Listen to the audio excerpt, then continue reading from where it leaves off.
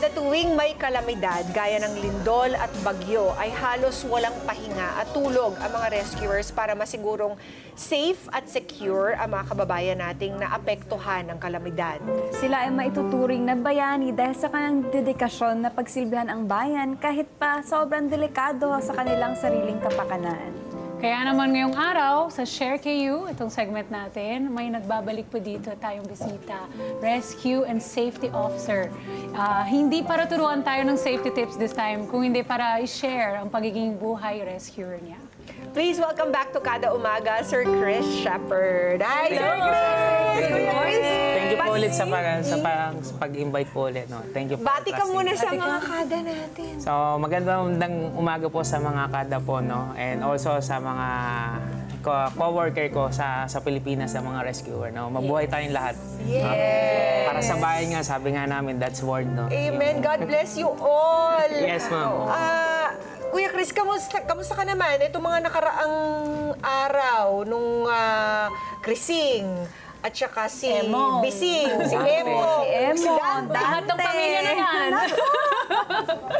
Yun. Busy ka these days. Super busy po. Walang uwian na rin halos nasa opisina na rin kami, no? So, di na namin, kumbaga, yun na yung routine ng buhay. Kapag may bagyo o may sakuna, nasanay na rin yung katawan, tsaka yung mentally and physical fit namin, no, na nandoon na mismo.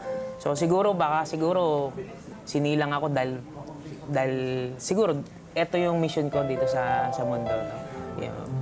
Hopefully, masaya kasi continuous, no, kahit na alam naman natin na kakarampot lang yung binibigay sa amin na sahod, no, hindi naman ganun ka ano. Pero tuloy pa rin yun. Tuloy pa rin kahit ano yung mga risk at ano yung mga hazard na pupe. Kasi kumbaga parang naging doktrina na namin, passion na namin bilang isang mga responder, mga rescuer dito sa Pilipinas. No? Kumbaga makikita ninyo, andyan ang flood. Pwede kang makuryente. Pagkadating sa collapse structure, pwede magkaroon ng secondary collapse. And meron magkaroon ng secondary explosion. No? Also pagdating din sa mga accident, no? Part pa rin namin yun. Kumbaga, yun yung pag sinabi mong rescue ang laki nung rules and responsibility bilang isang tao sa mundo. Kuya Chris, itong mga nakaraang bagyo, saan po kayo na destino? Actually, yung buong Bulacan, nabaha talaga siya. Pero nakakatuwa naman din dun sa mga iba. Kumaga, taon-taon na nangyayari, na-adapt nila, natututo na sila. Kaya hindi na ganun kalaki yung impact that in a past year na nangyari, no? Ngayon, kapag sinabing, eto na, kailangan na may evacuation or kailangan na hindi na nagkakaroon ng forced evacuation, kusa na mismo yung tao. Kasi natuto na sila Yun na yung routine Nasanay na sila. Yun yung masakit doon. Nasanay na sila no? Pero hindi, kasi ang Pilipinas naman kasi is nasa Pacific of Ring of Fire. Talagang prone talaga tayo sa disaster. No? Actually, in Asia, siguro #1 ang Pilipinas in times na pag pinag-usapan is disaster. No? Ando doon lahat. Kumpleto tayo Snow na lang ata ang wala sa atin. No? Buti na lang, huwag na nating dagdagan. At saka sand. Yes, ma'am. Sandstorm. Snowstorm. Buti na lang. Lahat ng hazard, lahat ng risk, lahat ng disaster na sa Pilipinas na So, kaya kami dito, kapag wala kaming rescue operation, nagbibigay kami ng educate sa mga tao how to prevent. Hopefully, kung within their power, Yes, ma'am. kaya na nilang masolusyonan or maibsan Yes, ma'am. yung mga risks. Kasi hindi naman totally kapag kami nangyari, andiyan dyan kaagad si rescue Tama. Kasi, kumbaga, in times of disaster is yo-yo tayo, your own Kumbaga, sarili mo. Wala naman iba makakatulong ko, hindi naman kami Superman na kapag, kailangan namin ng rescue, hating gabi na, magpaparescue ka pa, di ba? Pero parang gano'n na rin, Kuya Chris. Parang hero pa rin. Parang lahat yata ng mga natural disasters, present kayo. Yes, opo. Katulad po nung Yolanda, alam naman natin na medyo matindi rin yung nangyari nung Yolanda. Sa dami ng rainfall. Opo. Nasaan po kayo nun? Yung time ng Yolanda, nag-landfall siya. Pag landfall yun, ang Office of the Civil Defense is nag-assemble po agad ng team So, napili kami as a one of a responder for medical mission and retrieval operation tsaka clearing operation. So, 3 days kami mahigit na nag-travel doon. Papunta kami ng Nasaan kayo nun? Borongan Eastern Samar. Nasa Samar. Bulacan. Kami, na-deploy kami noon, ma'am, sa Giwan tsaka sa Eastern Samar. Sa Borongan Eastern. Doon ko, sabi ko, buti hindi nag-landfall sa NCR. Kasi pag nakita nyo po talaga, as in shutdown po talaga. Ultimo, bubong, walang papakinabangan, yung mga puno, talagang totally shutdown. Walang kuryente, walang communication. Napakahirap. No? Tapos, hindi mo alam kung saan yung evacuation area kasi uulan-ulan, babaha. Tapos, makikita mo yung may sakit, tsaka yung walang sakit magkakasama. Doon ko lang din po na-realize yung patay po tsaka yung buhay magkakasama sila. Yun yung isa sa pinaka-traumatic na pag mahina yung psychological mo, magpipindown ka talaga eh. Parang matotrauma ka doon sa mangyayari na yun. Kagaya niyan, Kuya Chris, parang nakikita mo na kung gaano kaseryoso yung sitwasyon at gaano ka-dangerous.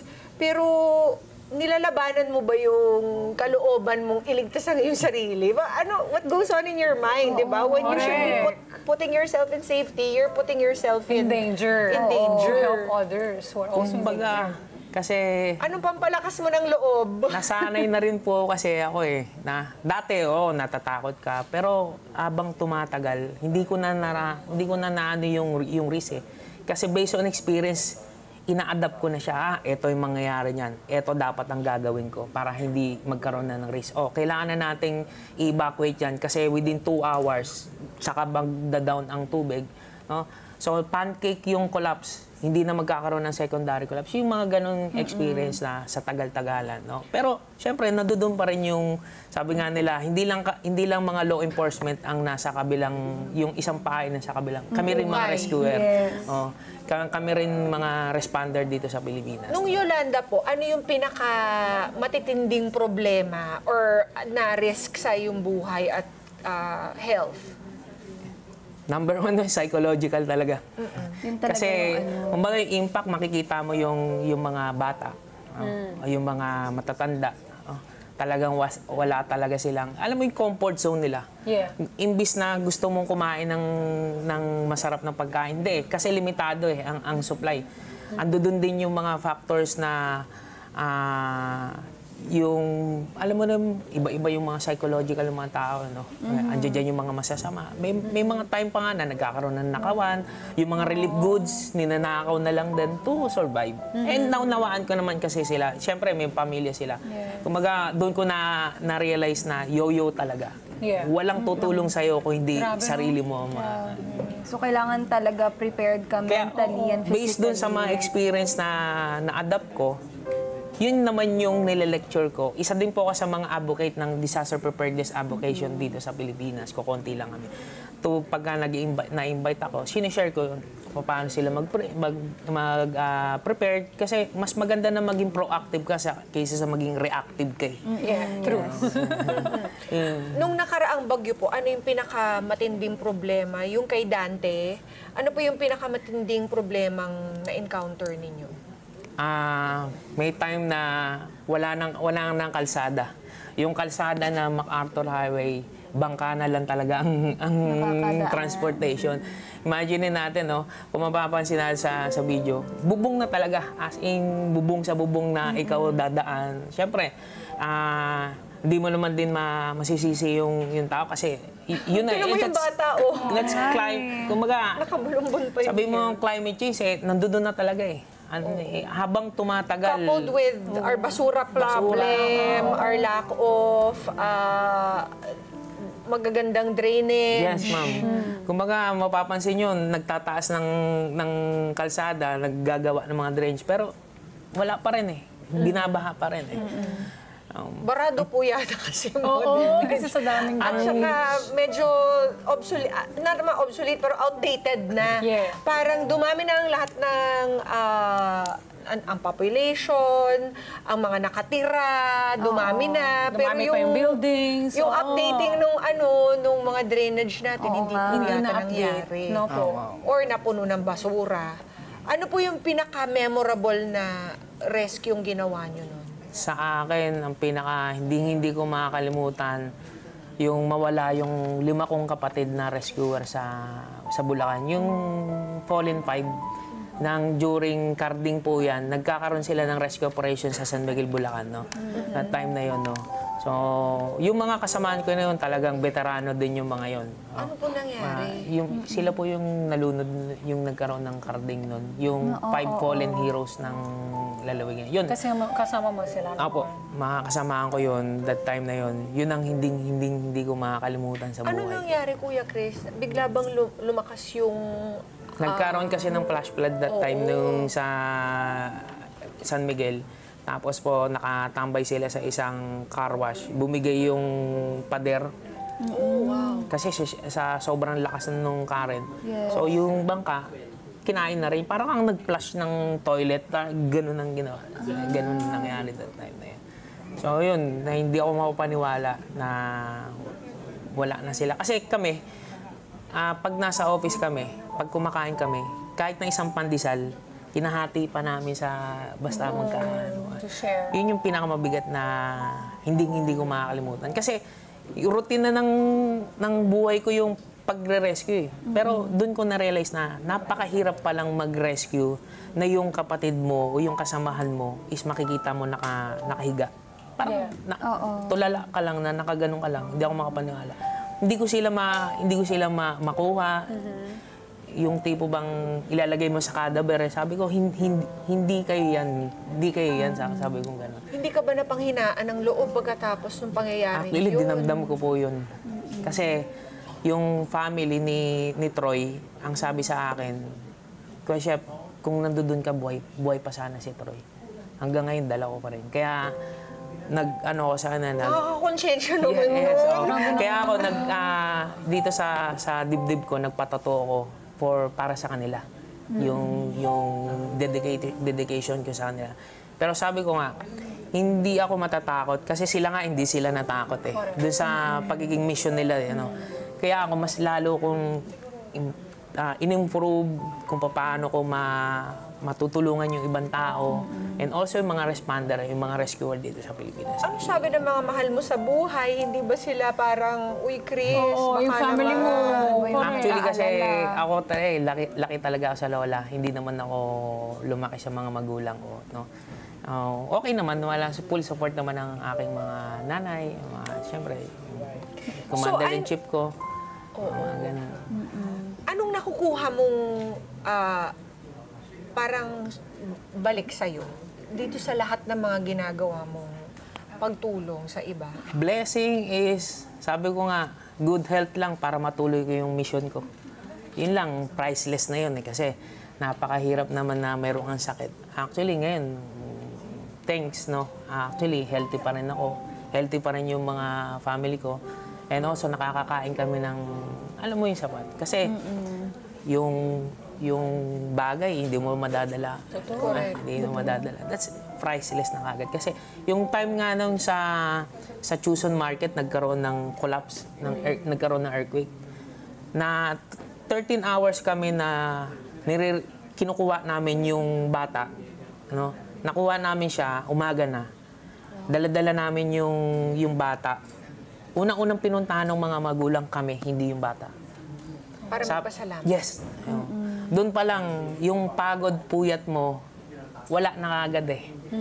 Kasi sabi nung nanay, utang namin sa iyo yung buhay na anak. Hindi, sabi ko naman, sa taas po kayo magpasalamat kasi kami yung naging kasangkapan para masave yung life nung ano. Meron ding time na based on experience, first OB ko, nakapagpaanak ako sa Dagupan. Bagyong Pepeng naman yun. Yung Bagyong Pepeng. Tumutulong ka sa pagpapaanak? Yes, opo. Kasi nurse ka naman. Yes, opo. That's my Nurse naman personal yung Chris. Pero sa gitna ng bagyo. Sa rubber boat mismo po. Kwento! Yung bata. Grabe yan! yun.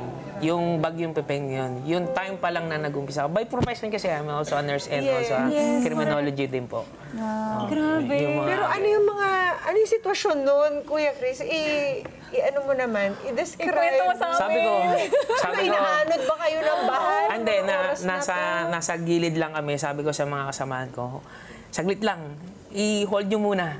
Hawakan nyo lang yung boat, sabi ko. Sige, i-assess ko na yung bata. Nakalabas na kasi po yung bata eh. Nakaduktong pa yung umbilical cord ng bata. Sabi ko, wait lang. Nakalabas doon. Yung ulo or Yung lahat? bata, nakalabas na Nakalabas po. na talaga. Sa rubber boat na nangyari lahat yun. Tapos yung umbilical cord nandun intact pa. pa dun sa placenta. Tapos tsaka namin kinat. Tapos yung baby, binalot ko na yung baby. Pero bago ko ginawa yun, sabi ko, kayo na pong bahala. Sabi kong gano'n.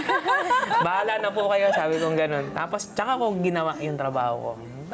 Success naman. Siguro mga 5 years ago na po na nangyari. That's my first OB in career ko in 21 years in humanitarian service ko po. Chris, may sarili ka na bang pamilya? Yes po. Apo. Mayroon ka ng anak? Yes po. Apo. Hindi mo na sila lagi niisip kapag nasa mga ganito? Hindi ko naman na inano. Pinangalan ba sa'yo yung baby? Hindi ko na po. Hindi ko na po. Parang Cristel ata. Yung kasi babae po kasi yung babae po kasi yung. Meron ka rin. Babae kasi yung experience yun.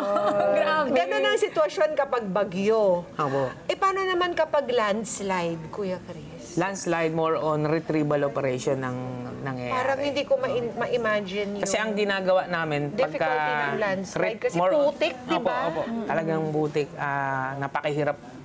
Galaw, Ihakbang mo, galaw mo, yes. mag-uukay ka ng bangkay. No? Kaya happy din ka ako at isa din tayo sa naging MDM or Management of the Dead and Missing Person ng Office of the Civil Defense. That time kasi na yun, syempre, magre-retrieve ka.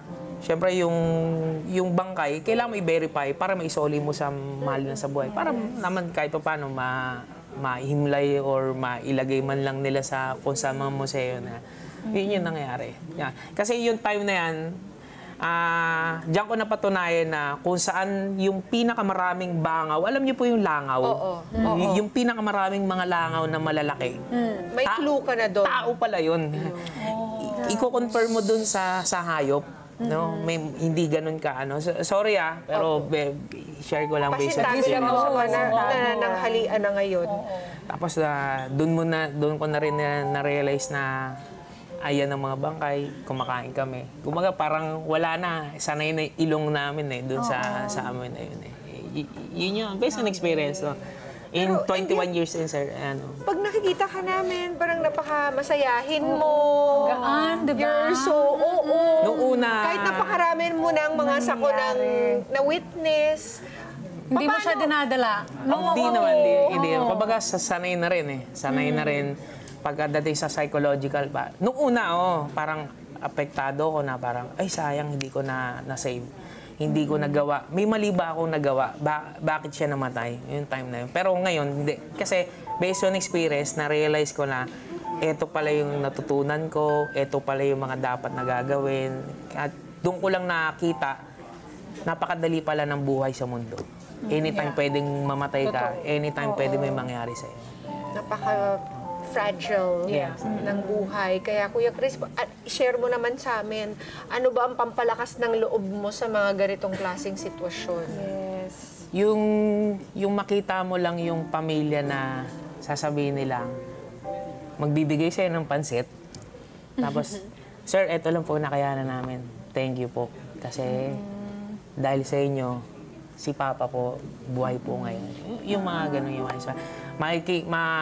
Mapapansin mo na lang sa office, magdadala ng something na tinapay.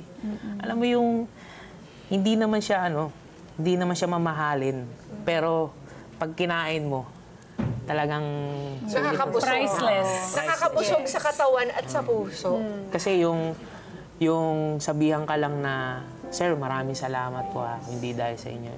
Yun yung siguro na pabalik-balik na nangyayari sa amin. Kahit na kami, ganun lang yung sinasahod namin. No? Siyempre, may mga pangangailangan din kami. Pero continuous pa rin kami. Continuous pa rin kami sa career namin. Kumaga parang, eto na ata yung sinumpang nungkulin namin bilang isang rescuer sa Pilipinas. At saludo kami sa Kayo inyo. talaga. Kayo talaga mga modernong bayani. Correct. Oo. Hindi lang si Kuya Chris, napakarami pa natin na oo. witness. Maraming mga during the rescuers past couple of weeks, di ba? Kahit yung mga rescue workers din ng Philippine Animal Welfare Society, tireless din sila. Mag-rescue naman ng mga hayop. Yes, ma'am. Opo. Kaya, Kuya Chris, maraming salamat. Maraming Yes, salamat. thank you. God Sana bless na-inspire you. namin Saludo kayo kami sa inyo. sa story naming mga rescuer dito sa Pilipinas. No? Amen. Amen. At baka meron po kayong gustong iiwan na mga words of advice sa ating mga kada. Baka marami-raming bagyo pa ang haharapin natin. Yes, talagang marami pa talaga na mangyayari sa atin. No? Kaya 3 bilang iiwan ko sa kanila. Okay. Be safe, be smart, and be prepared. Tatlong year. At para sa mga kada natin, gusto po kayong i-follow. Baka meron po silang ding mapulot na mga important information. Meron po ba kayong Facebook? Facebook po, apo. D. Shepherd lang po para follow lang nila ako sa Facebook ko. Tapos, kung meron sila mga ask and also doon sa mga libre naman din po yung binibigay ko ng mga seminars and trainings for emergency disaster preparedness for advocate din sa ating mga kababayan dito. Ang galing. Grabe ang bait mo. Actually, ma'am, meron din po kasi yung maliit na foundation na yung Ngiti Project. Yung Ngiti Project ko doon is, siyempre, nakikita ko sa TV and kilala tayo sa larangan ng rescue. Naghihingi ako ng mga tsinelas at mga bag, school supplies. Tapos kapag dating sa mga relief operation, pinipili ko mo yung mga bata. Binibigyan ko ng mga tsinelas, binibigyan ko ng mga... Ano po pangalan? Ngiti Project. Yun po yung Ngiti Project. Sa ano po to? Ayun Facebook? is parang sarili ko na lang advokasya. Kasi pagka nasa evacuation center ka, ang unang-una kasing nagkakaroon ng impact ng trauma is yung mga bata eh. Hindi kasi nila nalalaman kung ano yung nangyari sa paligid. Pagka binigyan mo ng toys, binigyan mo ng yung pangangailangan nila, alam mo yung ngingiti. Ngiti na sila. Tapos Happy maglalaro na sila. Parang ganun, no? Kaya, Paano po kami magpapadala? Chris, just, ano lang po. Facebook po? Opo, Facebook na lang. D. Shepherd lang po. D. Shepherd. Yan, Yun mga yung po, ano. Ayan. Pero hindi po nag-ano ng money That's ano lang talaga. Yung mga hindi na bagay lang. di ba? Parang yung mga pre-loved items nila. Kasi nakarating na rin po ng time nung pumutok yung Taal. Kami doon, nagtulong kami medical mission doon. Nabigay ko yung mahigit 1,000 tsinelas tsaka mga laruan. Ang ganda ng Hindi nga na-expect ng mga kasamaan ko na mayroon ka palang ganyan. Hindi mo sa amin sinasabi sana nakapag-donate kami. Ngayon, makapag-donate Kung maraming tayo po ay meron tayong mga gamit sa bahay na ayaw na natin, hindi na natin kailangan, isipin po nating magtumulong dito po sa Ngiti Project ni Kuya Chris. Yes. God bless you, Kuya Thank Chris. you. Maraming salamat And po. keep you Thank you. safe. Yes, ma'am. Thank you po. Maraming salamat po sa mga rescuers sa Pilipinas. Mabuhay kayo. Be safe. Be safe. Be safe. Thank you, Kuya Chris. Thank you po. Maraming salamat. Mga kada, ang maging rescuer po ay hindi madaling gawin dahil bukod po sa dedication ay kailangan din ng self-sacrifice para magampanan ng husto ang kanilang tungkulin.